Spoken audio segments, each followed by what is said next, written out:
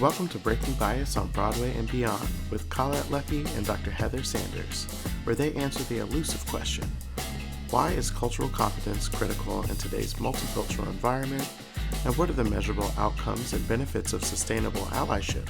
Ready to become aware of, address, and eventually break our cultural biases? Well, let's get into the show.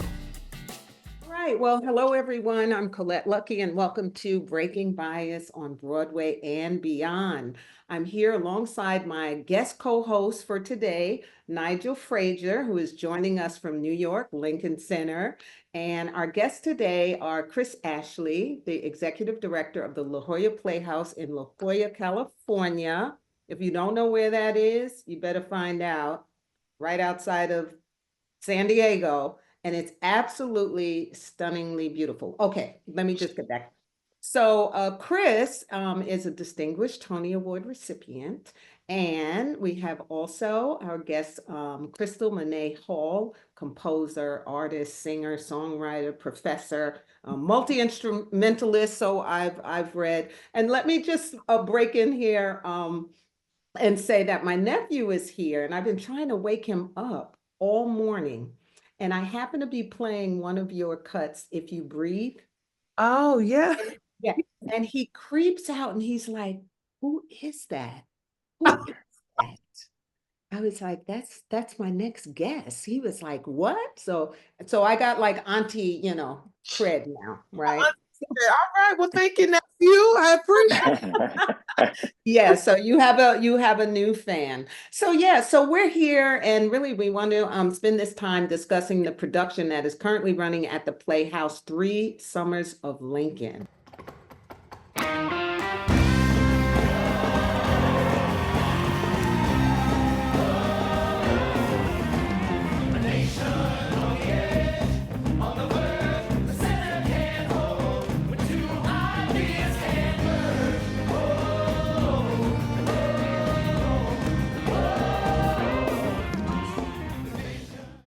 But before we get into all of that, I know there are some listeners, this may be your first exposure to this podcast, which was launched in October.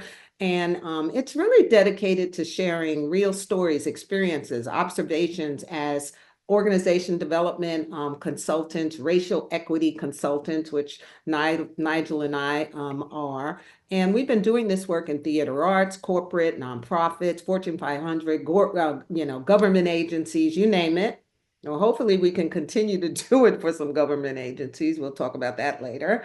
But the premise of the podcast is to explore and challenge perspectives, spark meaningful discussions and dialogue relative to current social and political events and how it affects the workspace. And the workspace for you all is obviously on and off stage, right? And so we really want to dig into that. So if you want to learn more about, Breaking Bias on Broadway and catch up to some of the previous episodes, you can follow us on Spotify, YouTube, Instagram, and yeah, definitely forget like. I want you to love and subscribe, okay? So try that. So okay, so yeah, let's jump in. Let's get into it. And Chris, I'd like to start with you. If I missed anything in your bio, I know you have a very extensive one that you want our audience to know and learn about you. Please throw it in.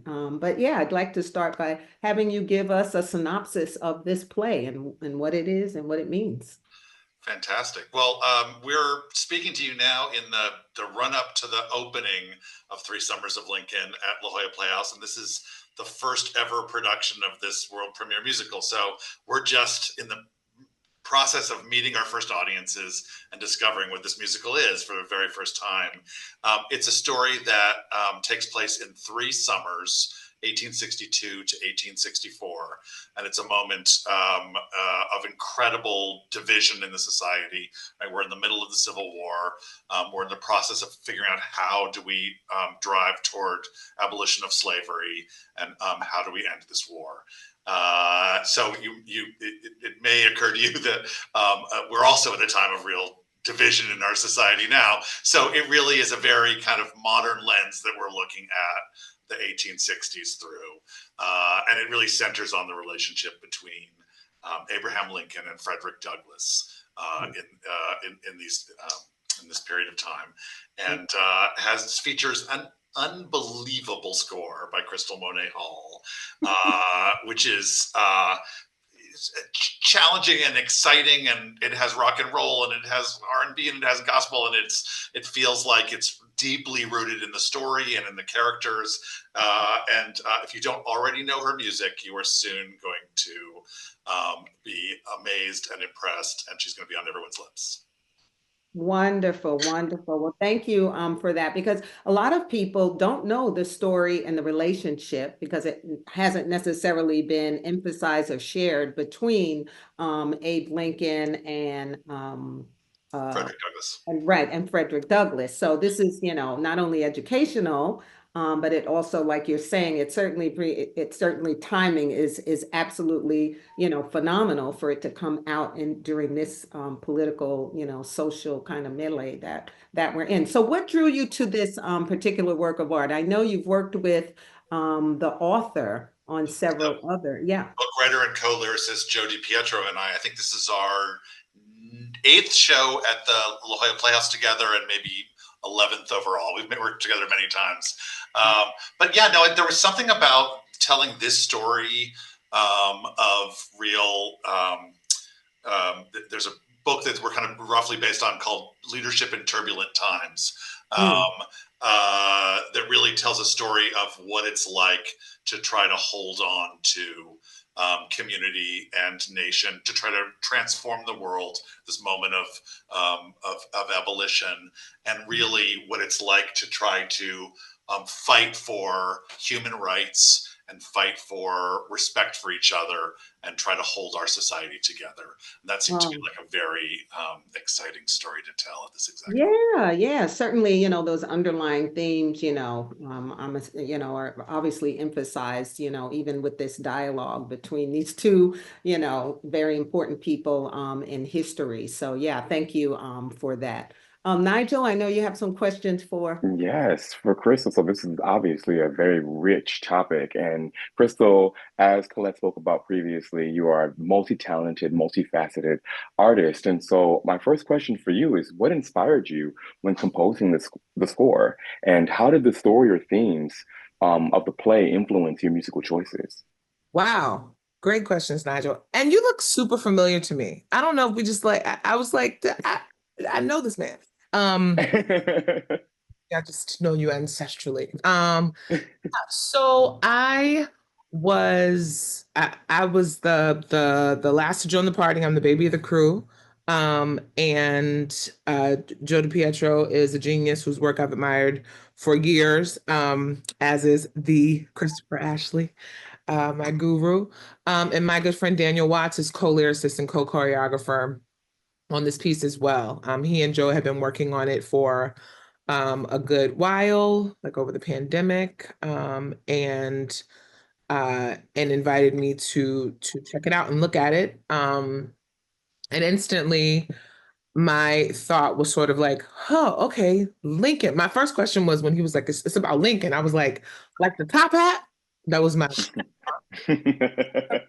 and then it was like, yep, okay, great. Lincoln, like Lincoln is a musical. So instantly I'm like, what does Lincoln sound like? And then as I'm looking at the material and checking out the book, which is brilliant, I was like, oh, Frederick Douglass. Okay, I got this. I can latch on to this. This story, this moment in history is particularly rich for me because I grew up in Richmond, Virginia, which you probably know is the capital of the Confederacy. So I grew up taking field trips to Monument Avenue, where Jefferson Davis and General Lee were all up on these huge pedestals, and I would have these sort of questions like, I could have sworn these people did not win the war. Like, what exactly is going on? And couple of that with the childhood where I grew up. I tell people all the time, I'm just a little old church girl from the South. I grew up learning how to sing, watching my mama sing in the choir stand on Sunday mornings. That was my first music. Like, I love music. This is this is what I want to do. And so for me, that's where I drew the most influence for this project from. Those roots growing up, it was really important to my mom and to my educators. I was very, very lucky in the schools that I went to, that I learned a lot about early American art forms, which to me are essentially early Black American art forms, spirituals and field hollers and work songs, um, and gospel, and then the descendants of these forms of music, blues and jazz and rock and roll, and somehow I knew all of these influences had to be represented here. Um, I was also instantly intrigued about how to build a sonic landscape that tells the people we're at war. Like, what does war sound like? What does war feel like? And that to me was fundamentally rooted in the percussive elements of African rhythms and drums. And so putting all those things putting all those things together seemed like theoretically it would be a feat, but like it all sort of happened very organically for me once I thought about it from that standpoint. So the first song I took a crack at was our opening number, because I'm a crazy person who writes the opening. And I wrote a cute little number, right? And to the beautiful lyrics I was given, and it turned out not to be right for our opening number. It did end up being repurposed for a number later in our show. It happens to be the number where these two giants meet each other for the first time, and we call it the meeting.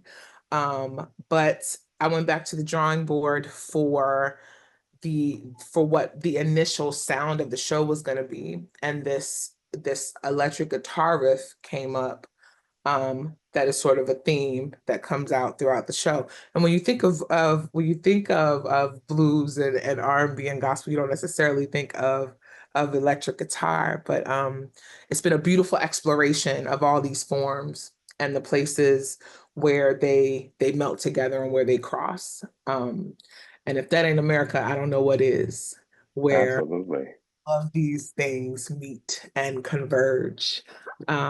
Yeah, I hope that answered the question. It does completely, and it's incredible to hear how you were able to kind of take your own experience and your own ancestry and put it into, this very universal, known American story, but from a new perspective. And so I love that you were able to, take what you knew and use your own genius to bring it all together. It's incredible. I have more questions for you, but first I'm going to let Colette ask the next Yeah, question you could for see Chris. me chomping at the bit because I'm thinking, yeah, and I am planning to come down and see this particular work. I know I was there a couple of weeks ago on another occasion, but we'll definitely want to see this one. But Chris, I'm curious, what was the most because you were really Crystal evoking, I can almost see this conversation and this music and this war background theme happening. What was the most challenging scene to direct and why? I would say, for me, one of the first things that I got really excited by in the early drafts I read was the way that the show represents the telegraph. Which was brand new technology in the 1860s, like instantaneous communication, as opposed to information riding on in the pocket of a person riding a pony, right, to get across the country. And it really transformed how Lincoln could be the commander in chief, because suddenly he could have real-time information and actually be giving real-time instruction in how to the strategy for the war. And his generals hated it, right, because he was up in their grill all the time. In our show, the telegraph is, because it's sort of, if you hear a telegraph, it's like dits and dahs, it's Morse code, but it actually relates to tap dance, right, rhythm and the sound of metal on wood. So every time there's a telegram being transmitted, There's also a tap dancer who's making the sound of the telegram, and that trying to get that right, where like language coming out of the mouth of somebody. We have a whole wonderful projection design where you're also seeing letters on the walls and language being created, and the sound of tap dancing. That kind of interplay was really hard to get right and so exciting. Right, right. That sounds really, really clever, first of all, and I'm sure, I'm sure the audience will love that. Good, good, good. And so, I'm very impressed. Oh, go ahead, okay, continue. go ahead. No, go ahead, I'm Elijah. just very impressed from both of your processes, how you're able to like integrate these things that seem, very unrelated, right? Because I mean, you talk about metal on wood and like tap dancing and telegraphs, and like for most of us, right, we haven't thought about telegraphs now that we all have cell phones and forever. So it's incredible to hear both of you how you're able to take these things and bring them together in a very seamless way. Absolutely, absolutely. Good, good, good. Okay. So I can yeah, go ahead. Go I ahead. can ask the next question. So, Crystal, uh, related to that, was there a scene that was difficult to compose for, um, that you felt like, because I mean, maybe not. You talked about how you started with the opening, right? So maybe nothing challenging for you. You're like, you know what? I just went in and Oh no. Mike Tyson did it all out. But uh, Mike Tyson, wow. I was thinking Muhammad Ali, and then Mike Tyson came out, but it's all good. It's None of us have bitten each other's ears so far. Not yet. Not Not yet. yet, right. It's still early. That's right. I think that the most challenging thing to sort of compose, I mean, okay, I think that conceptually the most like super interesting, exciting thing for me was to figure out how these two giants sounded, like what they sing like. And I think that initially out of the gate, like our story is about this beautiful relationship between these two men that like a lot of us don't know about, and specifically how interactions between the two of them brought Lincoln from sort of a methodical, slower moving individual to being the kind of activist, the kind of radical who would do something like sign emancipation into being. And so I knew that Lincoln had to be a presence, that was full of power, like a sort of like an immovable force, but that he had to be kind of pressed down, like he had to be sort of contained so that we could see the growth, so we could hear the sort of arc of his sound, of his growth. Whereas conversely, Frederick Douglass comes in like thunder, comes in on fire. Um, and then and then we have to hear their sounds sort of influence one another, because obviously while Frederick is influencing Lincoln, Lincoln is also influencing Frederick. So I think that the cool thing about this, the way this is set up, is that they both sort of have these songs where we get to set up their sound, and then there is this moment of they sort of sing around each other all of Act One, and then we're just waiting, we're salivating, we can't wait for them to actually get in the room together. And then when they come together, they realize that they have more kind of in common than they thought. And I think figuring out what that sounds like these two very individual sonic identities, what it sounds like those things collide, in a room, was super exciting, for me. Yeah. Good, good, good. Lovely. And so, Chris, you touched on it a little bit, considering, what the country is going through, what we as individuals are going through. I don't care, what color or orientation or, where you come from. So how do you believe this story will land with audiences with all that's going on right now? So it's one of the things I think we've been all in agreement together about the creative team is you can't actually write the show for whatever is going to be happening in any given day the audience watches it, because the world's moving too fast, right? And it's, I don't know how you describe where the world's going right now, but it's unpredictable and fast moving, and in a certain way we tell the story we want to tell, and then day by day the audience brings the lens of whatever happened that day on the news in with them, and they keep reinterpreting our story in a way that's really satisfying, because it's the topic is right on the current world, but the events of the day are completely unpredictable. I hope that they have the experience I had in working on it, which is I thought I knew this history and I didn't. There's so many aspects of this. I was like, wait, that's what happened. So it's like Lincoln is, apparently there's more ink spilled on Lincoln than anyone except for Jesus Christ. I mean, he's incredibly well written about. But I didn't have any idea about Elizabeth Keckley, for instance, who was one of Mary's best friends, Black woman, tremendously successful dressmaker, had real access to the White House, to Mary and to Lincoln, and also ended up being running one of the major refugee camps for escaped slaves. It's just an incredibly interesting woman. I had no idea that along the way of trying to figure out how to avoid kind of conflict after the war, that Lincoln had this idea that if we could emancipate the slaves, then we would create a colony in Central America for all the slaves to go to. Like, I had no idea that was actually something that he suggested. Like all of the amazing things that happened and all of the crazy dead ends they ended up in. It's a really rich story that was new to me, and I think will be new to a lot of people. Right. Well, Chris, I'm thinking, I mean, this was selected like a year ago to play now. So are you like omniscient or something? Do you have some other kind of like future lens or something that you look through, or? I think a lot of times in this process, we've all felt like, wow, the world really met our musical at the perfect moment. And it's not necessarily a present reality we would have chosen to live in, but if you have to live in this moment, it's good to be telling this story. Yes. Excellent. Excellent. Good, good, good.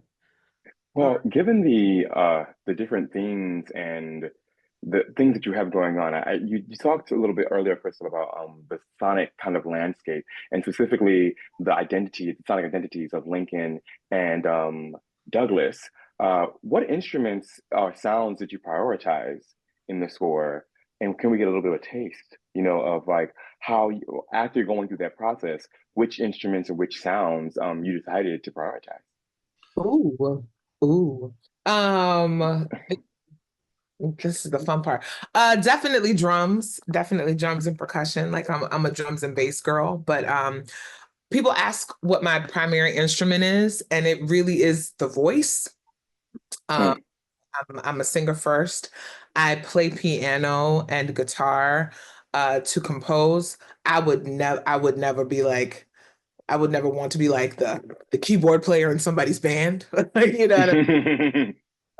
And I write primarily on those instruments, but a lot of times the first thing that comes to me are the vocal elements.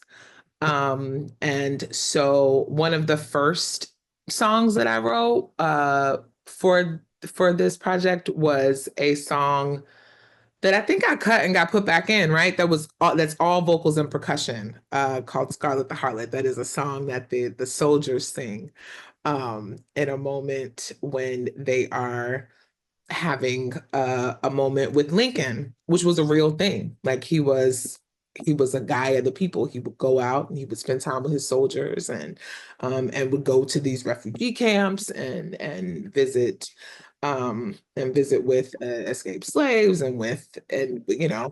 was out there. Like there wasn't the sort of separation that there was that there is now. And so this whole thing is basically vocals as percussion with a percussive bass, and it's very much reminiscent of sort of a work song, of a field holler kind of thing. Yeah, it was one of my favorite, pieces. But Chris actually will tell you, I love vocals on vocals on vocals, and I love a key change. They call me Key Change Crystal. All right. Good. No, I'm sure it's going to be rich. So what about and Chris, both of you can answer this. Will there be any talkbacks? Because this is such, again, a rich topic. It's so current, it's so on point. I think people will want to like express, kind of dive deeper. What's the plan for that? We've had one so far, which I was actually in a production meeting fixing things for the following day. So I only heard a transcript of it. Crystal, what did you hear about the first talkback? Yes, my parents were there. So this was Okay. the first night that like my family came. My family visited all the way from Virginia and from Houston to come and see the show, and they wanted the full experience. So while we were in the production meeting, the family was there at the talk back, and they said it was really, really cool. And that there were a lot of really, interesting questions. They wanted to hear about the cast, but that there was a really cool conversation about the events and about the history.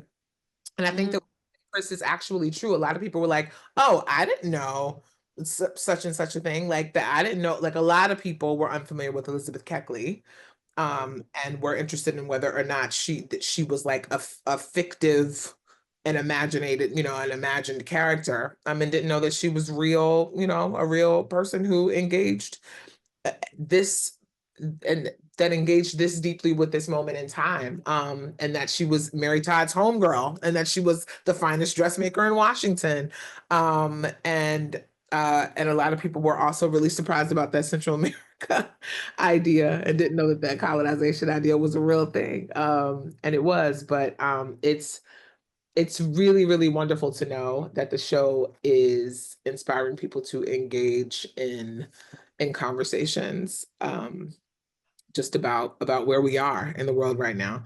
And we and a million times, like while writing, we were like, you can't make this stuff up, except that you do, and art imitates life, and life imitates art. But yeah, my parents had lots of interesting questions, as did a lot of the members of the audience. Sure, I'm sure. Okay, I know we promised only to kind of keep you guys for, a 15 or 20-minute segment. So, Chris, what's next for you as a director? I know you have a very long history with the La Jolla Playhouse. So yeah, you want to tell us a little bit about?